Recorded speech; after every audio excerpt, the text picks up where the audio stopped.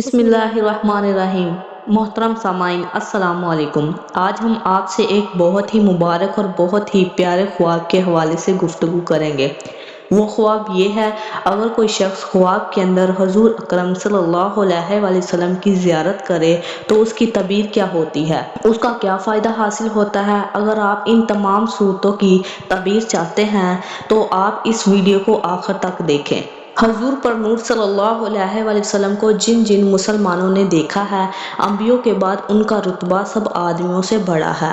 لیکن آپ صلی اللہ علیہ وآلہ وسلم کی وفات کے بعد بھی کوئی شخص خوش نصیب مسلمان مرد ہو یا عورت آپ صلی اللہ علیہ وآلہ وسلم کو خواب میں دیکھے تو بڑی عظیم الشان نعمت ہے، مگر اس نعمت عظمیٰ کا حاصل ہونا صرف اللہ تعالیٰ کے فضل و کرم پر ہے۔ لیکن درود شریف زیادہ پڑھنا اور پورے طور سے آپ صلی اللہ علیہ وآلہ وسلم کی سنت پر چلنا اور آپ صلی اللہ علیہ وآلہ وسلم کی محبت اور عظمت دل میں بڑھانا اس نعمت عظمیٰ کے حاصل کرنے کا ایک بہت بڑا ذریعہ ہے۔ اگر باوجود محنت اور مشقت کرنے کے بھی یہ نعمت حاصل نہ ہو تو غم نہ کرنا چاہیے، اور ایسا خیال ہرگز نہ کریں کہ اتنی محنت کرنے سے بھی زیارت نہ ہوئی، بلکہ ہر حال میں راضی رہیں اور کوشش میں کمی نہ کریں۔